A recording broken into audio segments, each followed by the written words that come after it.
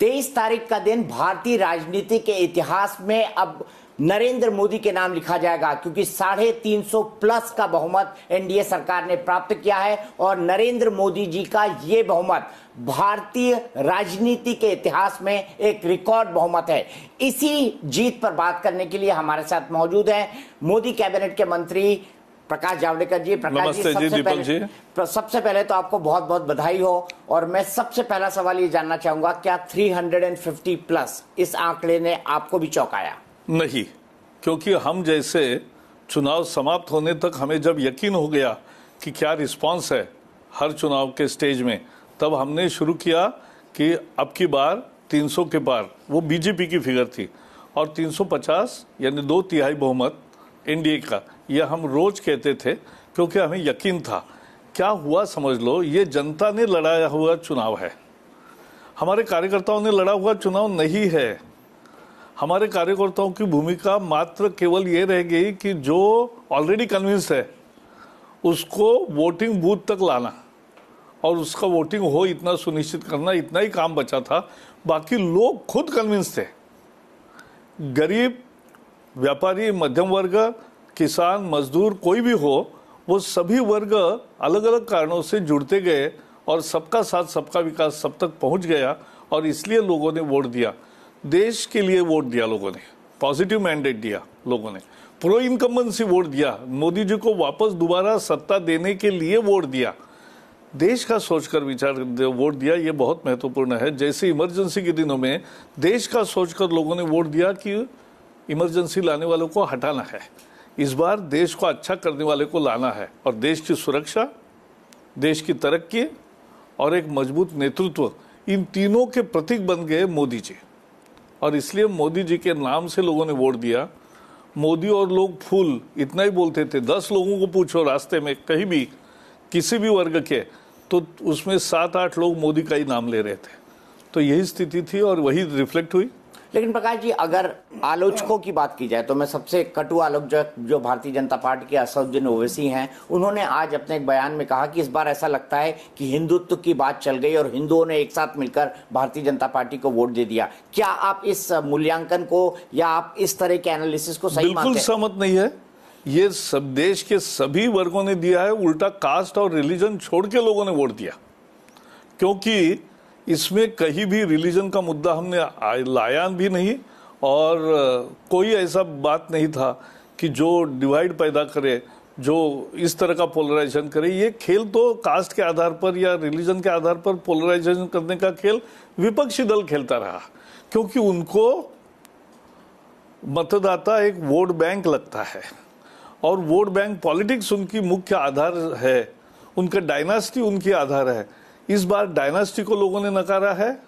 इस बार लोगों ने सभी प्रकार के जो डिवाइडिंग गेम्स है उसको नकारा है, और नकारात्मक जो सोच से राजनीति करते थे उनको भी नकारा है। मैं यहाँ पर आपको उत्तर प्रदेश पर आपका ध्यान दिलाना चाहूंगा। उत्तर प्रदेश में पहले दौर के चुनाव के वक्त कुछ ऐसे बयान आए कि अल्पसंख्यकों को महागठबंधन की तरफ वोट करना चाहिए, और तब योगी आदित्यनाथ ने कहा कि अली और उनके पास अली है, हमारे पास बजरंग बली है। क्या आप इस तरह के बयानों को, जिसको लेकर इलेक्शन कमीशन ने भी पाबंदी लगाई थी मुख्यमंत्री जी पर, क्या आप इस तरह के बयानों को मानते हैं कि ये ध्रुवीकरण की कोशिश नहीं थी? ये जो बीएसपी एसपी ने जो बयान दिया, खासकर बीएसपी की मायावती जी ने, कि मुसलमानों को अब हमें वोट देना चाहिए वगैरह, ये मजहब के आधार पर अपील था और वो गलत था। ये मेरी हमेशा मान्यता रही है। आपको क्या लगता है, उत्तर प्रदेश में जो जातियों का महागठबंधन बना था वो आखिरकार चल क्यों नहीं पाया? क्योंकि हिंदुस्तान के अंदर कहते हैं, और आपने भी मुझे कई बार कहा है कि in this country people don't cast their vote,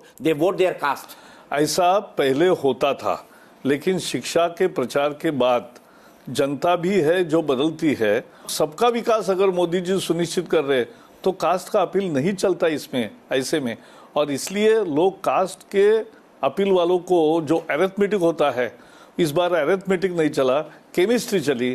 chemistry देश की सुरक्षा, देश को मजबूत नेतृत्व और देश की तरक्की, यही उसके आधार थे। एक और सवाल मेरा इससे ही जुड़ा हुआ है। भारतीय जनता पार्टी ने इलेक्शन के ठीक पहले दो बड़े मुद्दे उठाए। एक था राष्ट्रवाद का, नेशनलिज्म, लगातार भारतीय जनता पार्टी इसको उठाती रहती थी, और एक राष्ट्रीय सुरक्षा का। लेकिन ऐसा लगा जब राष्ट्रवाद और राष्ट्रीय सुरक्षा को हाई पिच पर भारतीय जनता पार्टी ले गई, तो क्या आप विकास से बचना चाहते थे? क्योंकि बार बार अपोजिशन पार्टी कह रही थी ये तो सेना के नाम पर वोट मांग रहे हैं, ये तो सेना के शौर्य की बात कर रहे हैं। आपको क्या लगा, क्या आपको लगा कि विकास का विमर्श शायद इलेक्शन के अंदर सेकंड सीट पर आ जाता है? नहीं, बिल्कुल, क्योंकि सड़क 4 गुना होने लगी, रेलवे 2 गुना होने लगी, एयरपोर्ट जो 70 साल में 15 बने, इस 5 साल में 25 बने, तो ये रोज का फर्क सारा हो गया।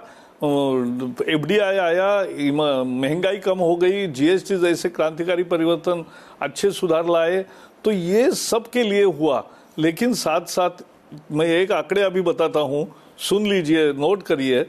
2.5 करोड़ पक्के मकान गरीबों को मिले, 4 करोड़ गरीबों के घर में बिजली कनेक्शन जो नहीं था वो आया, 6 करोड़ महिलाओं को गैस चूल्हा मिला, 9 करोड़ लोगों को शौचालय, और खासकर महिलाओं के लिए बहुत महत्व रखता है, शौचालय मिले, 12 करोड़ लोगों को 12 रुपए का बीमा मिला एक्सीडेंट का, 14 करोड़ लोगों को मुद्रा योजना का लाभ मिला, 18 करोड़ किसानों को हर साल 6,000 रुपए का किसान सम्मान निधि 10 साल मिलना है, 30 करोड़ लोगों को ये एलईडी लाइट्स मिले, 34 करोड़ लोगों के अकाउंट्स खुले, और 50 करोड़ लोगों के लिए आयुष्मान भारत आया। तो इससे ज्यादा तरक्की कभी 5 साल में देश ने नहीं देखी है। क्या आपको लगता है इन चुनाव ने भारतीय राजनीति के नैरेटिव को, भारतीय राजनीति के विमर्श को हमेशा के लिए बदल दिया है? बिल्कुल बदल दिया है। अब आपको परफॉर्म करना पड़ेगा। आप जो बोलते हैं वो करते हैं कि नहीं, लोग देख रहे हैं, और आप जो बोले हैं वो नहीं करते हो। और पर्सन एक आदमी ने मुझे जो कहा राजस्थान में देहात में, बोले साहब हम मोदी को देंगे। मैंने कहा क्यों? बोले साहब ना घर ना दार, 24 घंटे काम करता ईमानदार आदमी, एक दिन भी छुट्टी नहीं लेता, इसको ही देंगे हम वोट। तो लोग ये समझते हैं, और इसलिए leadership qualities, your integrity, all have become very important now, and therefore performance will matter, not promise. आपने कहा परफॉर्मेंस मैटर करेगा, प्रॉमिस नहीं। लेकिन हम विपक्षी पार्टियों की भी बात करें, लोकतंत्र में मजबूती के लिए सबसे ज्यादा ये जरूरी है कि विपक्ष ताकतवर हो। लेकिन 17वीं लोकसभा का जो स्वरूप दिखाई दे रहा है, विपक्ष वहां पर बिखरा हुआ, टूटा हुआ और बहुत ही कमजोर होगा। क्या आपके लिए ये एक एडवांटेज का पॉइंट होगा, या आप ये मानते हैं कि नहीं, विपक्ष को और मजबूत और धारदार होना चाहिए? नहीं, लेकिन विपक्ष को मजबूत होना चाहिए, तो उनको रोका किसने? और ये हमारी जिम्मेवारी नहीं है उनके पास। अरे लेकिन हमारी जिम्मेवारी नहीं कि कुछ सीटें हम उनके लिए छोड़ दे क्योंकि विपक्ष मजबूत होगा, ऐसा तो नहीं हो सकता। चुनाव में उनको मजबूत होने के लिए उनको ही मेहनत करना पड़ेगा। अगर आपकी बॉडी बनानी है तो आपको ही मेहनत कसरत करनी पड़ेगी ना। हम कसरत करेंगे और आपकी बॉडी बनेगी, ऐसा अभी तक कोई जादू नहीं निकला है। प्रकाश जी, जब भी भारतीय जनता पार्टी सत्ता में आती है, पिछली बार भी हमने 2014 में देखा, कहीं अवार्ड वापसी गैंग आ जाता है, कहीं टुकड़े टुकड़े गैंग आ जाता है, कहीं लिबरलिज्म की बात करने वाला गैंग आ जाता है, कभी ये बात करने की हमको बोलने की आज़ादी हो और हमारे बोलने की आज़ादी को रोका जा रहा है, इस बात का गैंग आ जाता है। क्या आपको लगता है कि इस तरह की गैंग जो 2014 में पनपे थे वो एक बार फिर से सामने आएंगे और फिर से ये कहने की कोशिश करेंगे कि देश का लोकतंत्र खतरे में है? ऐसा है, करेंगे तो बहुत इच्छा उनकी होगी, लेकिन आपने जैसे देखा एक सप्ताह उन्होंने ईवीएम पर हाहाकार किया, हाय तौबा मचाई कि जैसे ईवीएम नाम का कोई दुष्ट व्यक्ति है, दुष्ट यंत्र है। लेकिन कल जैसे नतीजे आए सब चुप हो गए, किसी ने ईवीएम का मुद्दा नहीं उठाया।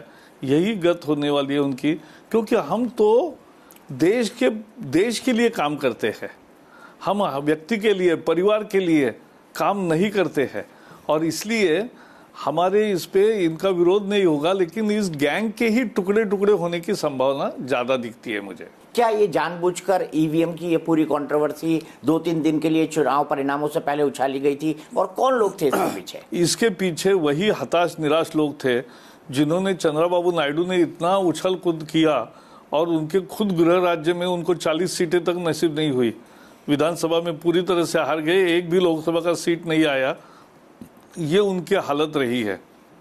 इसका मतलब जिस ईवीएम पर वो सवाल उठा रहे थे उसी ईवीएम ने चंद्रबाबू नायडू को जवाब दे दिया। हाँ, उसमें उसी ईवीएम ने जवाब दे दिया। और बाकी जगह जहां हमें नहीं मिले, समझो तमिलनाडु में हमें सीटें नहीं मिली, तो नहीं मिली तो हम नहीं कहेंगे कि भाई ईवीएम गलत है। ऐसा कैसा? जब आपको जय होगा तब ईवीएम अच्छा है, जब पराजय होगा तब ईवीएम बुरा है। शरद पवार जैसे सीनियर लीडर ने भी ये कहा कि मेरी बेटी अगर हारती है तो ईवीएम में गड़बड़ है, और वो जीत गई तो अब ईवीएम अच्छा है, हारती तो ईवीएम बुरा है। ये किसी के गले नहीं उतरता। आखिरी सवाल सर, जब बड़ी जीत मिलती है तो कई सारी जिम्मेदारियां लेकर आती है। 125 करोड़ 130 करोड़ लोगों का ये देश है। क्या आपको एहसास है कि जनता ने आपको कितनी बड़ी जिम्मेदारी कंधों पर दी है? बहुत। और कल प्रधानमंत्री ने जो भाषण किया उसका मूल अर्थ यही था कि ये विजय कोई ऐसी जीत नहीं है, ये बहुत ज़्यादा जिम्मेवारी का एहसास है। और ज़्यादा जिम्मेवारी लेकर लोगों को तरक्की चाहिए, बिना करप्शन की चाहिए, सबकी चाहिए और जल्दी चाहिए, और वही देने के लिए हम प्रतिबद्ध हैं। चलिए, बहुत बहुत शुक्रिया प्रकाश जावड़ेकर जी, और आपने हमसे बात की और आपको इस जीत की बहुत बहुत एक बार फिर से बधाइयां हैं। तो ये थे प्रकाश जावड़ेकर जी, मोदी सरकार के वरिष्ठ मंत्रियों में से एक, और उनका मानना है कि उन्हें इस बात का पूरा एहसास है, और भारतीय जनता पार्टी और साथ ही साथ मोदी सरकार के जितने भी लोग हैं और जितने भी सांसद हैं, उन्हें इस बात का पूरा एहसास है कि जनता ने उन्हें कितनी बड़ी जिम्मेदारी दी है और वो जनता की उम्मीदों पर खरे उतरेंगे।